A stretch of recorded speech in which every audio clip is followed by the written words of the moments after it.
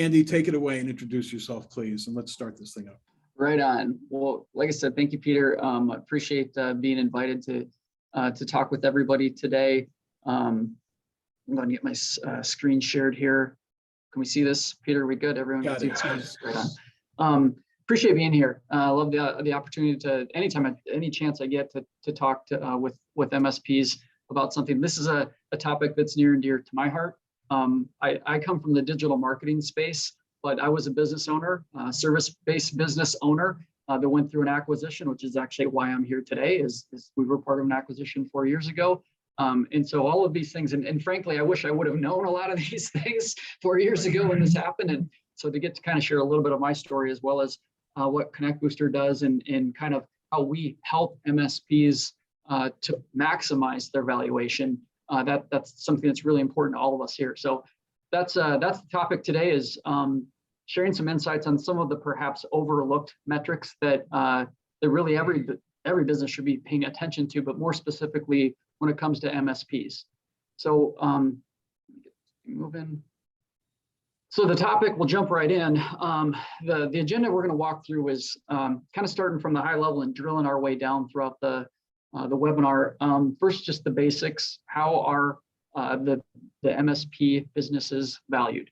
What goes into it? What's different from any other business? What are the core metrics, sort of what I'll call the obvious metrics, and why those are really important? And hopefully you're already thinking about those things. But second, the overlooked metrics is really what we're going to dive into. And we were chatting just before the call. What's cool is when I created this deck, I wasn't entirely sure how much this direction that we see resonates with the broader market. And Peter basically took the words out of my mouth of his personal story of what he was going to share as well. So at least we've got a couple people that I think this is going to resonate with. But I also do want to mention, this is probably a perfect time. I am not a financial advisor. I'm not an investment banker. I'm not a CFO. I'm not an accountant. Everything that we're going to be talking through, this is educational purposes to show the things that we have observed from our partners and our personal experiences. Any decisions that you make, please seek your professional counsel and make sure that you're doing the right things for your business. But I can tell you everything that we're going to be presenting here is absolutely real. And I'm sure it's going to be insightful to making the best decisions for yourself. So Andy, the question is, do you play any of those on television during the day? As much as I can. All right, good. My team will tell you I am definitely a spreadsheet jockey. I was an engineer in a former life before turning marketer, so definitely a spreadsheet. And I've got an example I'm going to share. People who know me will laugh because I knew I'd get a spreadsheet in here one way or another. Right. And then, of course, there's 3 ways to improve these metrics, and these are actionable things that you could do today. These are things that any MSP can do. It doesn't matter the size, doesn't mean the technology stack or what your focus is. Anybody could be doing these things right now. So in case you don't know who Connect Booster is, my name's Andy. I'm the Chief Marketing Officer for the company. And in Connect Booster, if you're not familiar with our organization, we've been around for about 12 years. And we've literally helped thousands and thousands of MSPs in that time. And really, they trust us when it comes to saving time and money. We're the largest. We are the most trusted, and we're absolutely the most integrated platform in the IT channel. We have over 2,500 active partners today, and I believe the number was the amount of dollars that we processed through our platform was $1.6 billion last year. So we're not small.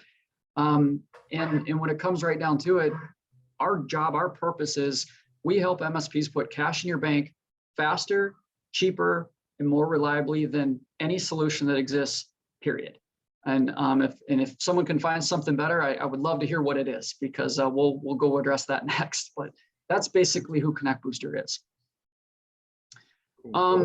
So before we dive into the first parts of this, to me, one of the more obvious questions, and Peter, feel free to weigh in on your thoughts on this as well, but why valuation matters today.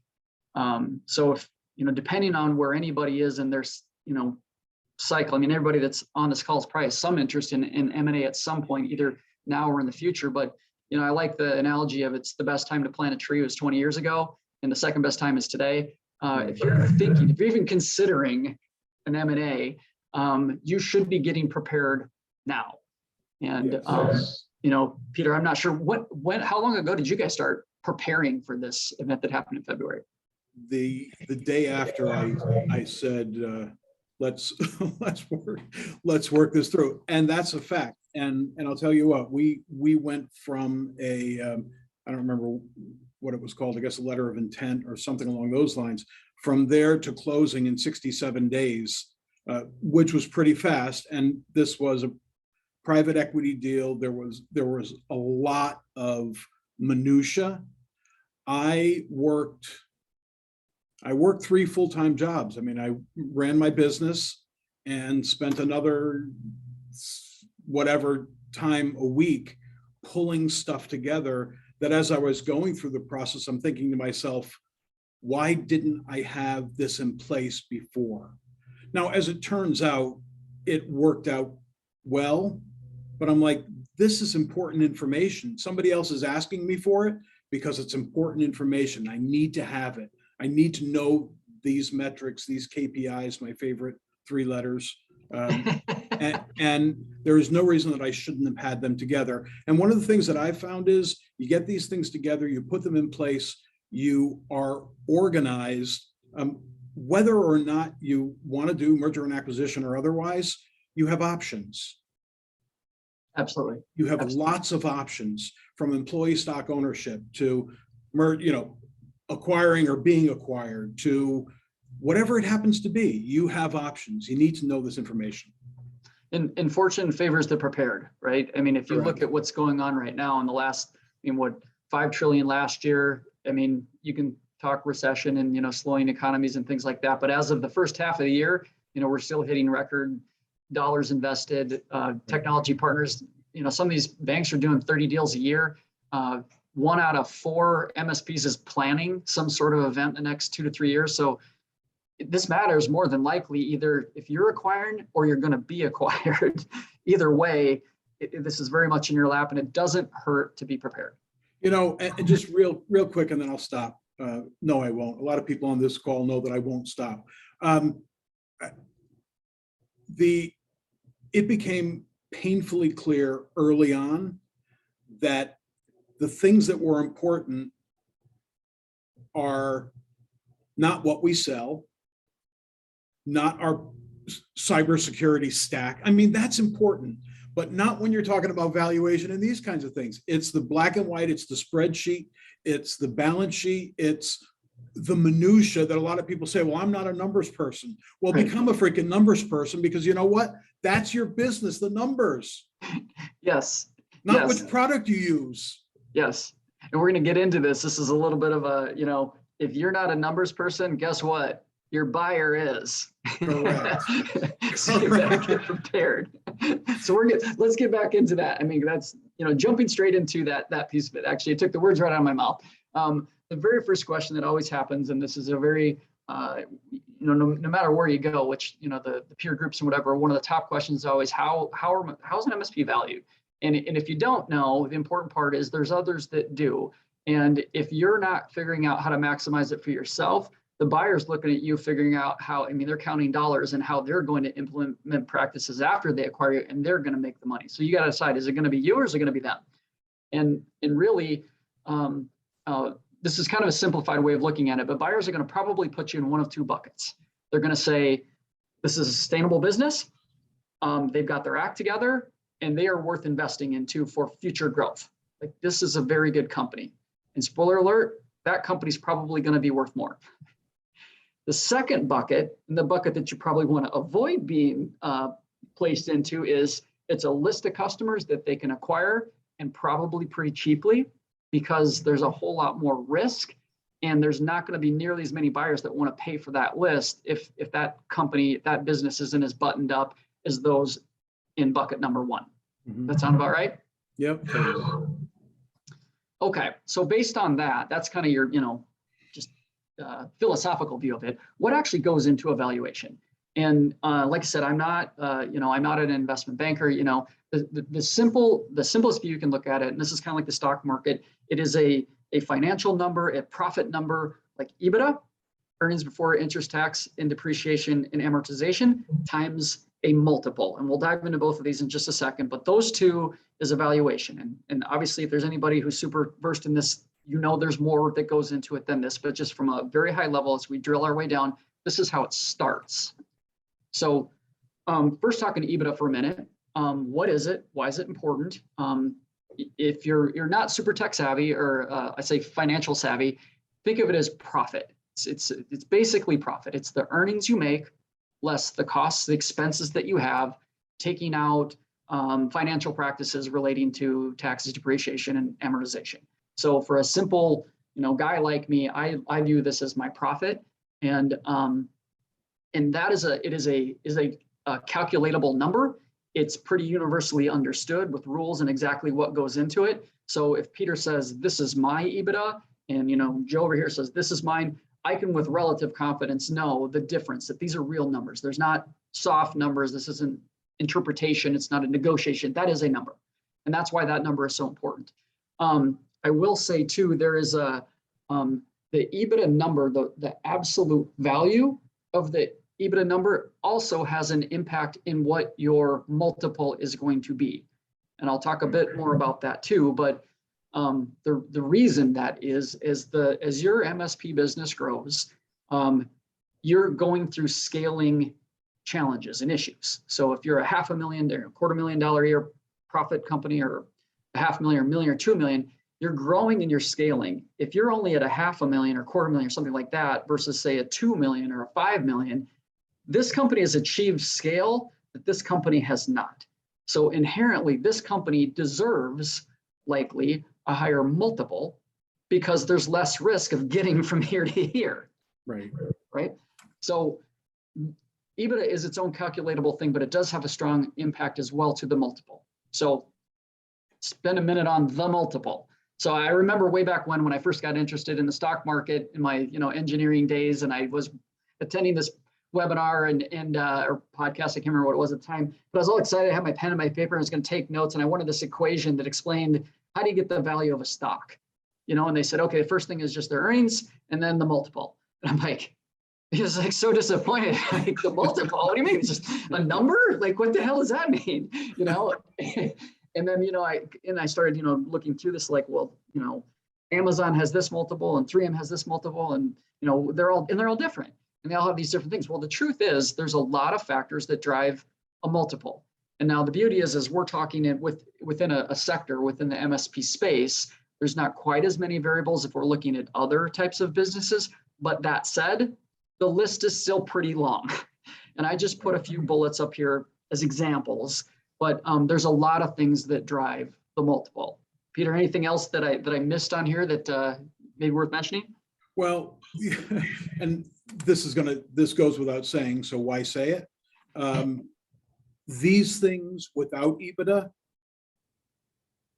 not good. The fact is, and I don't mean to keep harping on it, but a $1 million company that has $100,000 worth of profit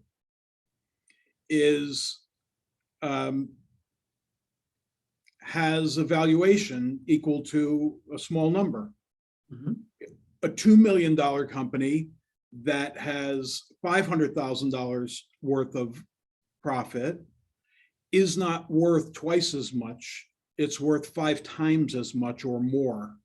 Yes. So these things are very important. These are the kinds of things that will get people's attention. You need to have profitability in your business. And the one big thing that you said early on that I 100% agree with, there is really no black magic in this EBITDA number. You can generally say, if mine is X and yours is Y, we're approximately in the same place. There's some stuff that happens in the background, but generally we're in the same place. That's right. And that's why it's such an important thing. Yep. Okay. So kind of an obvious question at this point, just checking in. If this is such a simple type of calculation, you got 2 variables, why doesn't every MSP maximize their valuation? Like, it seems pretty simple, right? Well, based on the partners that we work with at Connect Booster, it boils down into a couple things. Number one, they just don't understand how this works, right? Like, a lot of people they're thinking about running their business on a daily basis. So they don't understand kind of exactly how this works. So people that are here today, hey, you're already ahead of the curve. That's great. The second one is, when it comes to the revenue side, not all revenue is created equal. and I'm sure everybody in here knows the type of revenue I'm referring to. Recurring revenue is what we all want. Project revenue is great, but we want recurring revenue for obvious reasons. It's repeatable, it's sticky, you know you're going to get it, things like that. And then on the other side of the EBITDA equation, there you've got the money coming in, the money going out. People aren't focused enough on operational efficiency expenses. They're not focused on customer retention or churn, and they're not focused enough on the scalability of their business. So they're working really hard on a daily basis, which is great, but they're not necessarily paying attention to what an investor is going to want to see when they're spending where their dollars getting spent. So we'll talk about this a little bit more, but just right off the bat, when it comes to valuation, these are some of the things that we need to figure out. What are the metrics that we got to focus on to drive these things as well? So kind of transitioning into that. So what are the overlooked metrics when it comes to MSPs? What should it be that I should be paying attention to? Well, first there's the obvious, and this is what I was alluding to. When it comes to EBITDA, there's two pieces. I mean, obviously there's income and there's costs. And so when it comes to maximizing your revenue, there's the good kind and the poor kind. And I know a number. I'm curious to know your thoughts, Peter. When you're working with banks and they're trying to apply a multiple, they're going to look at all of your portfolio revenue, and they're going to put it into different types. And whether it's recurring versus project work or break fix or whatever it may be kind of thing, did they give you kind of a ballpark percentage for you to get kind of a maximum multiple? How much of that portfolio they like to see on the recurring side versus if it's split, now you're kind of going to be a value of the pieces of the business as opposed to like, hey, you're a rock solid, you're recurring revenue, boom. Is there kind of a rule of thumb you're aware of? There was, and of course, recurring revenue with history is very, very desirable. Yes, there was kind of an order of magnitude. Cool. I mean, I've heard it said when we were in our agency, our digital marketing agency, most of our customers were under fixed fee.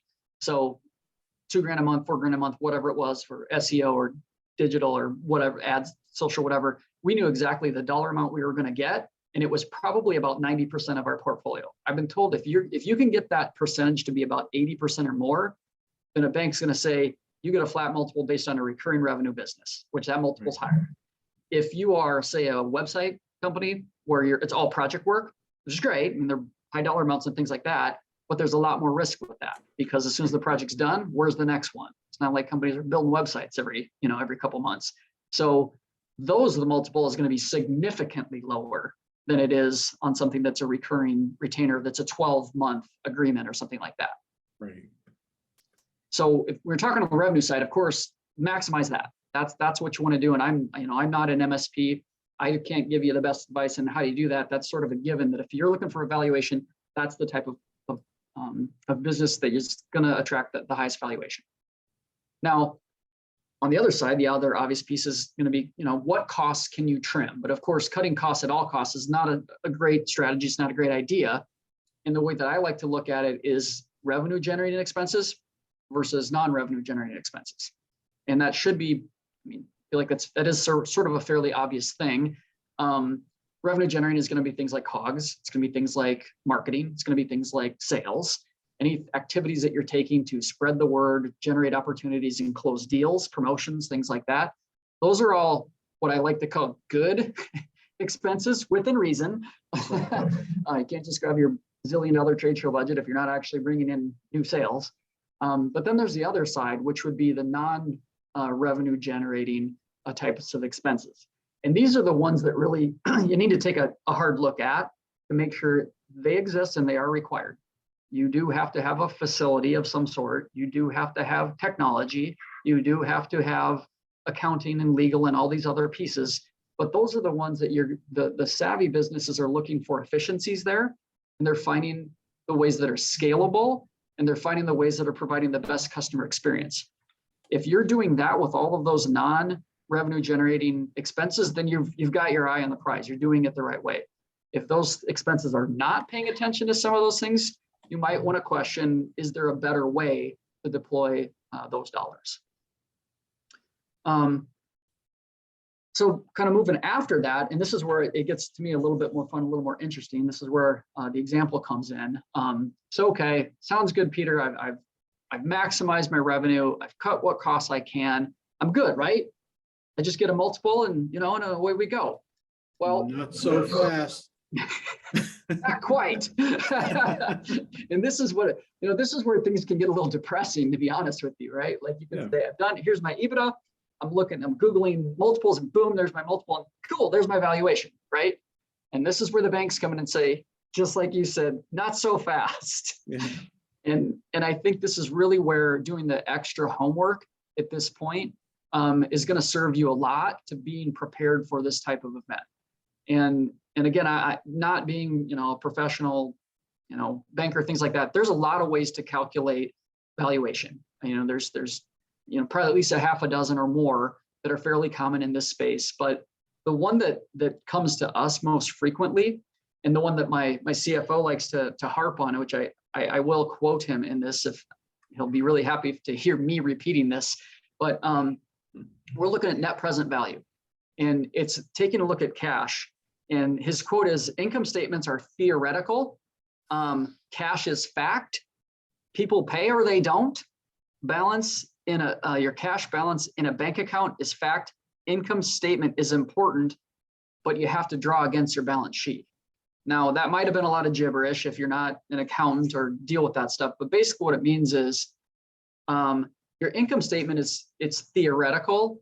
The cash in the bank is real. So if you want to get a better look at what your valuation is going to be, the banks are going to say, show me that first number, great, but tell me what the actuals are. Right. And they're probably going to run this type of scenario to say, okay, how close is the reality to the model? Right. And if it's close, great job. And if it's not, well, your multiple is not going to be nearly as high as it could have been. Right. That's what you could be doing. Show me what you are doing. Cash is king. Yes. Why is it taking you so, talk to me about your accounts receivable. Why is it so large? Why aren't people paying you for 71 days? Yes. They look at everything. Take the kimono off. Yes. And absolutely. This is honestly why that's why Connect with Stress people coming to us is that's the problem they run into. And I thought, rather than attempt to try to mathematically explain this and put everybody to sleep, I like examples. I like show me what it really looks like. And if this is appealing to you, then cool. I'm happy to share any of this information. This was created by my CFO. So if any of the numbers are wrong, don't blame me, blame him. But again, this is kind of for educational purposes only, but just to give you kind of an example of what the differences are. Like we're looking for orders of magnitude, like what kind of impact does this make? So we put together some numbers, call it a $3.5 million a year MSP. Let's say they're growing at 25%, which is a pretty healthy clip, but let's call it that. That means in 5 years, it's worth nearly, it's $9 million of revenue. Let's say their net income is around 31% on average. So that's an example. If you're higher than that, you're lower than that, whatever, you get the idea. So let's take a look at this whole cash is king conversation, okay? So a couple metrics, if you're not familiar with it, and accountants in the house, I'm sure you'll know this, average accounts receivable days outstanding. What this means is it's the amount of time it takes you on average to put from an invoice going out to putting cash in the bank. So it's 65 days. What that means is I finished my work on January 1st and the cash is in the bank on March 5th.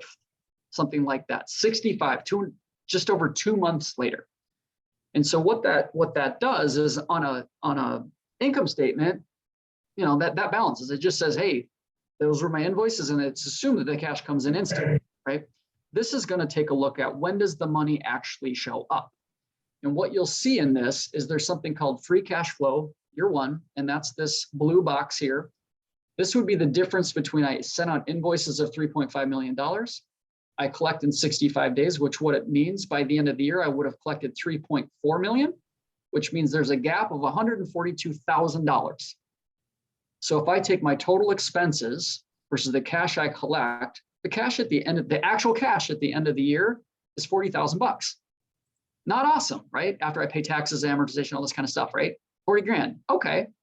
If I continue on that process on a 5-year valuation, What a bank is going to do is they will add up the sum of this cash that you collect, and they will apply a discount to that total sum to come up with a valuation. Now, the discount in this case, I used 12%. This is part of the negotiation, depending on your bank and your situation, all that stuff, your size, all these other factors. They're discounting it based on how likely it is for that to be the reality. I can tell you the longer that AR number is, the higher they're going to discount that. Right? Because it's less and less likely that it's actually going to come in. That discount rate could be 15%. I don't know. I mean, it's going to be higher. And so what this all equates out to be is a valuation of $4.1 million. Okay, cool. Not too bad, right? Well, let's look at a different scenario. Let's say it takes, let's say it's 3 days. Let's say you've got your ducks in a row. Let's say you send your invoices out. Give a few days for processing through credit cards, ACH, whatever it is, but the cash hits the bank in a few days. This is the exact same company. Margin's the same, everything's the same, gross same, everything. At the end of the year, in year one, they have $145,000 of cash in the bank. That's $100,000 different for a $3.5 million business. They also will assume that the discounted rate is maybe 10%. It could be lower, depends on the nature of your business. But when you add that up on a 5-year valuation, that's a 26% higher valuation of over $1 million from $4 to $5 million. Not a small number, right? And when you look at what it takes to pull that off, if you can do it, I mean, it can be a lot of work, or selfishly, shameless plug, that's what Connect Booster automates. You can do it without Connect Booster. Is the reason I bring that up. Is there are other ways to reduce that number that don't involve automation. I don't recommend them, but it can be done. And the point is, it is worth it. You know what I mean? Or in my humble opinion, if I had the chance to add another 25% to my end valuation, I'm going to do it. And this is not something that I had done in my agency. And this is pretty real in terms of what our time to collect was. And we paid for it. You know what I mean? In retrospect, I think we could have earned a whole lot higher multiple had we taken some of these things to heart and known that these are things that we should have been working on. So this is, the two examples are the same. You've got some minor modifications with the days outstanding and the like. No more work, no more business. It is a mindfulness. It is a deliberateness to collect. It's automating the system and process. It's getting you to where you need to be. And you pick up, I think the number was $1 million. Right. In this case, that's a lot of money. and to keep it very simple, I mean, there are other aspects of this as well, right? Like other than the cash in the bank, if you're doing this kind of thing manually, and actually I'm jumping ahead, I'll hold that thought. There are additional benefits that you can realize by getting your ducks in a row. I mean, like, it's not valuation, of course, is what this is all about. There are other things that you can be doing. We'll talk a bit more about that in just a moment. Okay. So all that said, what can you do, right? Like, what are a few things that if people are listening, they're going, okay, that's cool. I'm interested in M&A. This model makes sense. I see how it's calculated. Even if I can't do it myself, I could take this back to my bank or my accountant or whatever, and I can run the analysis. I can see, where are we? What do I do now? Like, how do I start improving this? Well, what we're talking about is accounts receivable process. And usually it's one of these we say by show of hands, how many people think that they have no issues with the way they get paid right now, right? And most people generally say, well, let me think about this. Send out my invoices, money eventually comes in. So no, I think I'm pretty good, right? My next question is, does anybody out there have an open invoice right now that's more than 30 days old? Right. How about 60? How about 90, right? And the reality is, I mean, a lot of times you don't like to admit it, but that's probably true for damn near everybody in this room at some point, unless, of course, you have a dialed in process. And it's not the point is not to make fun of anybody or anything like that. It's just something we've been conditioned to accept for a really good reason. Unfortunately, a really good reason. And this was, at least I'll speak to myself, and Peter, you can tell me, I'm curious if you ran into this as well. When we first started our agency, getting things going, we were, I hate to say desperate for money and customers, but we would kind of do almost anything to get and retain customers. right? No, When we first started that never. out. I'm sure we were the only one. No, it's all of Right? us. And eventually you start to grow your business, right? Like we started out, I can't remember, let's say we're 20, 30 grand a month in revenue, and it grew to 50 to 60 and, $120,000 of recurring revenue. The challenge was at that point is we had really solid, like we were growing and we had very solid recurring revenue, but we were still treating our customers at that stage of the game exactly the same way that we treated them on day one, that we would let them do whatever they wanted. Pay me whenever you want, write me a check, that's in the mail, okay, do one more thing for me, right? Like we were not growing up our business the way that our business was outgrowing us. And so until you take a step back and go, wait a minute, why are we still doing it this way? We don't have to. If a customer goes away, we're still paying ourselves, we're still paying our staff, we're still investing, we're still growing. We can afford to say, look, customer, we do great work every single month. You trust us with some of the most important aspects of your business. For that, we ask that you pay us on time. Simple as that, right? It should be, that is the way it should be, but we've sort of conditioned ourselves to just be okay with it not being that way. Right. So with that, I always like to show this slide as well. But just to recap, the reason you don't maximize your valuation is you're not focused on the right things. Operational efficiency, customer churn, and scalability. Those are things that on day one, you're probably not real concerned about because you're just trying to grow your business. But at some point along the way, if you're thinking M&A, these need to be the things that you're paying attention to because it's how you drive your valuation. So when it comes to the payment collections process, simple process, send an invoice, collect money, right?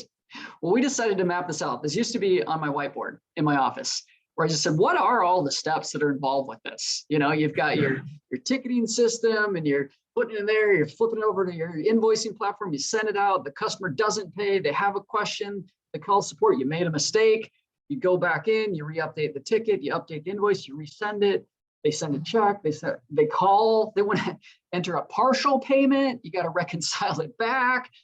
All of this process, like it seems really simple, but the truth is it's not. It's a complicated process. It really is.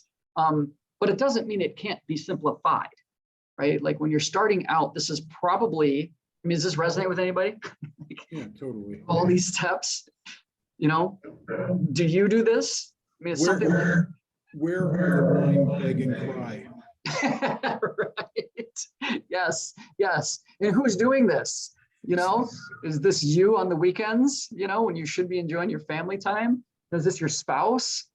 This was me on the, at the end of the month, this was me down in the basement. My wife and my kid are like, hey, let's watch a movie. And I'm like, sweating like, hey, I got to get this stuff out because if I don't, I got payroll, you know what I mean? And I absorb that.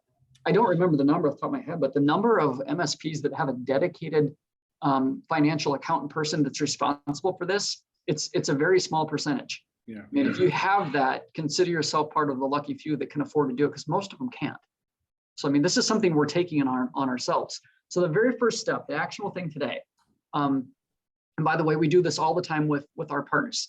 We call our discovery process. Call us up. We'll walk you through exactly what you're doing. We'll help you identify the things that you can be doing better. And I've got a little bit of a incentive if you want to do that at the end of the call. I'll let you know exactly how you can do that with our team if you'd like.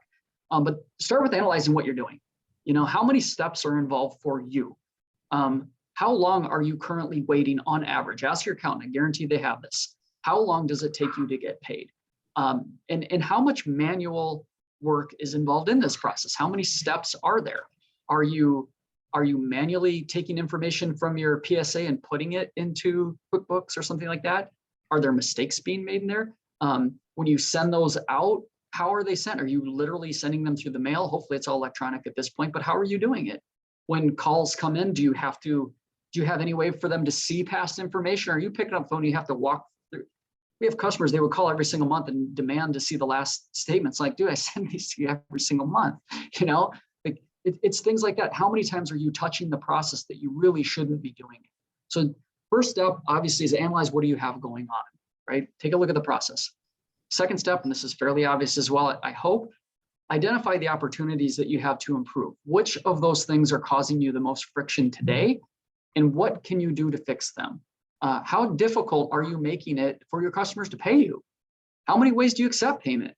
I mean, a lot of times I was at an event not that long ago and talked to an MSP that stopped by, and he's like, well, I don't have any problems. And I said, cool. How do your customers pay you? He's like, they all send me a check. I said, let me ask you a question.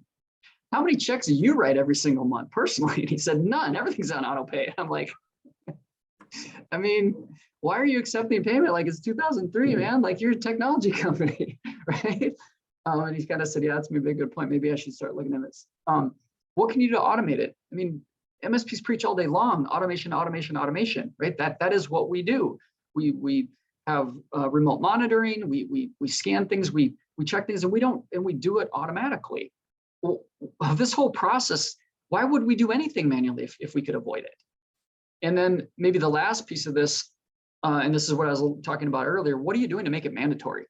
You know what I mean? Like, you can tell your customers all day long, hey, I want you to pay me on time, but are you taking any action? Are you writing it into your agreements, your contracts? Are you holding them accountable that if it shows up late, you're actually going to add a service charge for late payment? Are you going to hold them accountable? And if you're not, you realize that you've just become an interest-free bank for your customers. It's exactly what you're doing. You know what I mean? Like, if they're not paying, if they owe you $2 grand, $5 grand, 10 grand a month, and it doesn't come in, you have bills to pay, right? You're paying that money. Where's the cash coming from? And you're probably paying some interest on it to somebody, to a bank, or if you're not paying yourself, there's interest accruing. You're just letting them off the hook, and you're probably not charging. You're an interest-free bank. I mean, I want to come work. I want you to be my MSP, right? Heck yeah, I won't pay it. Sounds great. I don't get a loan from the bank. They're expensive. Rates are going up. So what opportunities do you have to improve? And take a look at that list. And then the last one, how do you control these things? Make a game plan. If you've grown to the point where you're thinking M&A, what is your game plan to go tackle these worst offenders? Usually it's just bad habits that you've enabled for far too long, and having a candid conversation, say, look, and there's different ways. We've got all kinds of coaching plans to help MSPs figure out how to have, these are kind of difficult conversations, but you can spell it out to them in a way that is a benefit to them as well as to you, with a little bit of proper coaching on this. And frankly speaking, most of the time we found it's not that your customers can't pay you or they don't want to pay you. They're just conditioned to not paying you, and it's not easy. Once you got them on auto pay and it's, they're just reconditioned, they move on. And okay, life's good again. They stop barking. But you have to have a plan to go tackle that. And with that, what is your plan to speed up all these manual steps? And if you can, eliminate mistakes. I mean, that's also one of the biggest issues that we run into. And I had this conversation with another MSP a couple months ago, and he said, Andy, the bigger challenge for me, he's like, automation is great, but he said the biggest challenge, other than I hate paying fees, and I want to pass those through to my customers, the mistakes that get made inherently. It's like, I got a lot of customers and we're changing endpoints. Things are changing all the time. And inherently mistakes are going to happen from time to time. And that's okay. Sometimes I eat it. Sometimes I overcharge, whatever. He said, what I don't want to have happen is when my customers catch these, suddenly we're having a detailed line by line conversation about an invoice. And now they're like, well, speaking of that, why are we paying for this? Do I really need this? What's dark red monitoring? Like, suddenly we're having a contract negotiation over a small dollar amount. And so he's like, that's the cost of a mistake for me. It isn't even the dollar amount of the mistake. It's suddenly we're having a conversation that I just did not want to be having, right? And it's as a result of doing things manually. So you need to do everything you can to eliminate, if at all possible.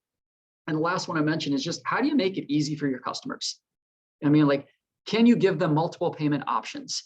Can you give them a way to do it 24/7? You know what I mean? Like, don't make it where they have to jump through your hoops to do what you want. Enable them to pay you the way that they want to pay. And they, it will absolutely change the game. So with that, maybe just kind of wrapping up, I know we're coming up. I'm actually really close to the time that I was hoping to give a little time for some questions. Just sort of summarizing this, if I had to boil this whole thing down, if everybody's still awake, in summary, the 3 bullets. Number 1, make sure you know your critical KPIs, because your buyers are going to know it. Make sure you're doing what you can to maximize your revenue, minimizing costs, and paying close attention to the multiple, and whatever you can do to simplify, automate, and require these, I'll call it more generally operational processes, but we're talking about payment processing that maximize the valuation calculation beyond just standard EBITDA. Cool. Can you guys hear me okay now? Andy, can you hear me okay? Yeah, absolutely. Good. All right. There was some issues earlier. Okay, talk about your free ebook, and I've got some questions. Sounds good. So just the last piece here, as I mentioned, if you'd like, I mean, this is literally what we help a lot of partners walk through this process. In return, if you want to reach out to me, for anybody that's on this call, shoot me an email afterwards. I'm happy to send you a copy of this ebook. It's a lot of the things that I was talking about in a little bit more detail. We interviewed a couple of experts in the space. Gary and Rayanne, they've been on our podcast before. We got a lot more insights than I do. Happily give you a free copy of the ebook. Just shoot me an email. I'll get you in touch with one of our consultants that can, if you'd like, walk you through your existing process and figure out if there's any opportunities for you to make improvements if you're considering M&A in your future. And that is it. Yeah, good book. Get it. Lots of valuable information. Okay, I've got 4 questions right here. First, I'll do as easiest, which is last time an inquiry was made from someone in the UK, Connect Boost wasn't operating there. Is it now? Not yet. It is on our roadmap. Okay. I think we recently announced that we're going to be beta testing in Australia and New Zealand in the 3rd quarter. So I believe we're even accepting applicants for that now. And the next up after that is the UK. Cool. Good. Thank you. I'm going to go from newest to oldest. With respect to financials, how far back should we go? 3 years, 5 years, or more years? Good question, Peter. I'm curious your thoughts on that. Well, we looked at 3 years. That was most pertinent. And then we got into, without people that we didn't, except for people that we didn't fire, we've never lost a customer. So 16 years was, Wow. was our time frame. But yeah, 3 years was the most that we went back. And it's Right probably most pertinent to business. And did they look at an average over 12 months, or did they go? I mean, it's important to understand your financials, multiple years back when it comes to the calculation. Did they look at a trailing 12, or how did they do that? Yes. Okay. Yes, totally. Cool. Totally. They looked at everything. Looked at everything. Barbara, I will, as soon as I can figure out how to do it, I'll put Andy's email into the chat. Oh, sorry. So if I didn't want to go through a broker like Transworld, what resources are there to sell my MSP? We are very financial savvy with M&A experience on our team, CFO and executives, so no problem at all there.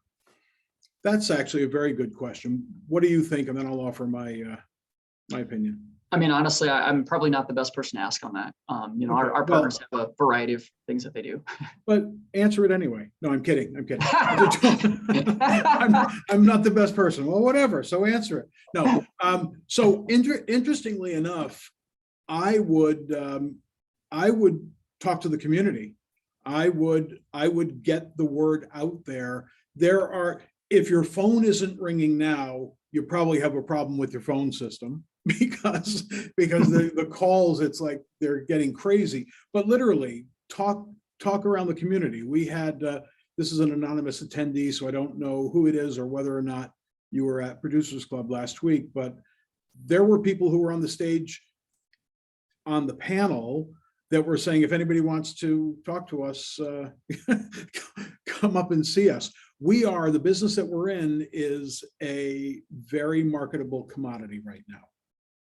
And has been, and for the foreseeable future, seems like it will be. It's stable. It is profitable. Those of us that are profitable. We have cash flow. We have all the right elements and components in a business and industry that is just growing like crazy. So I would talk to the community without giving any specifics. And here's another one. So what about valuation based on net present value of MSP, monthly recurring cash flow with an IRR? I don't know what an IRR is. Internal With an rate, IRR, go ahead. internal rate of return, I'm assuming. Okay. Of, let's say, 10%. What about valuation based on net present value of MSP? Monthly- I mean, that is basically the calculation that's the way this was built, was on Right. MPV. And maybe this question, it might have come in before we got to that. I'm not positive. You know, it might have. That was at 225. It's So possible that that was in front of the, maybe we're just really that smart and read your maybe. mind. So I'll ask anonymous attendee, does that answer your question?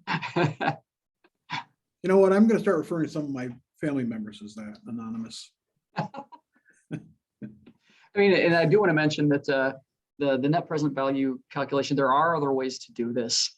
And everything's going to be different.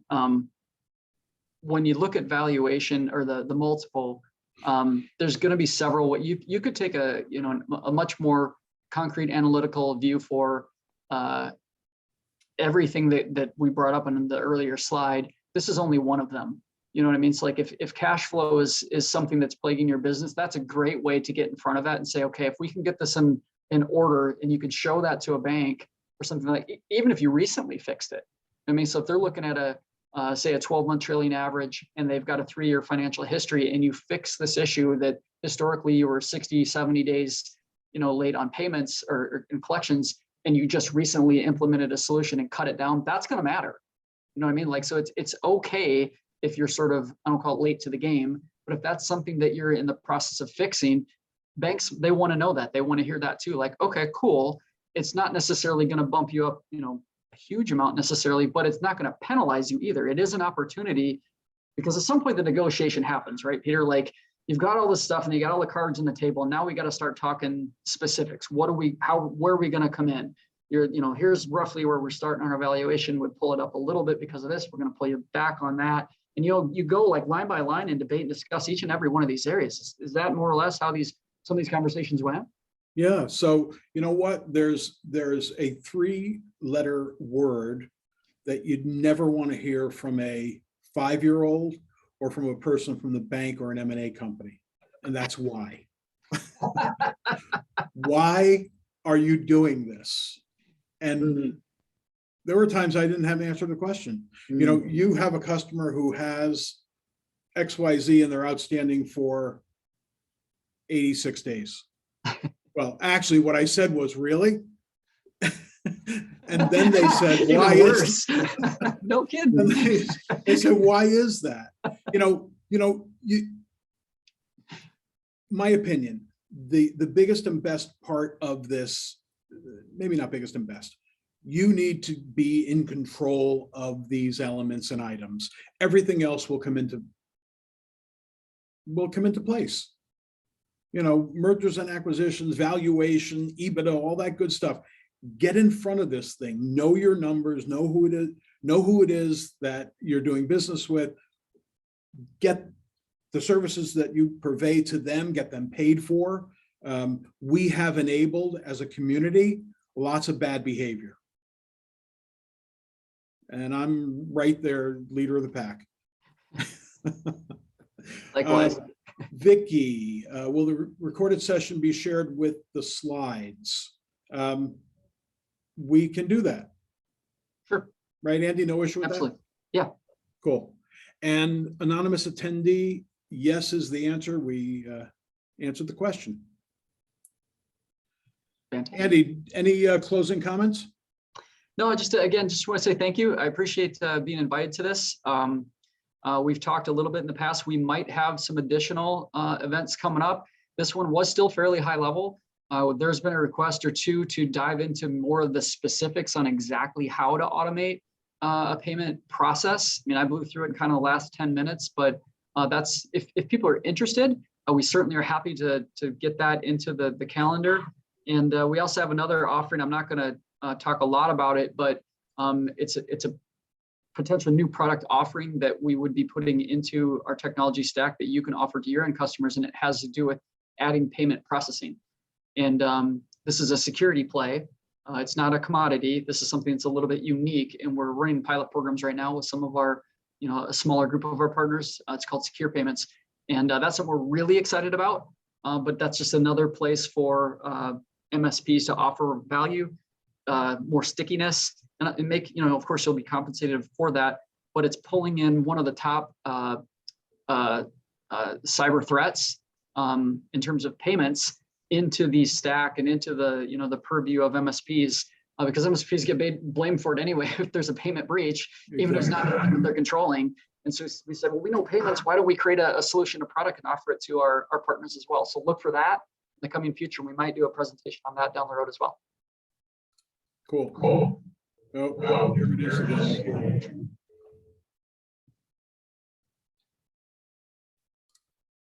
All right.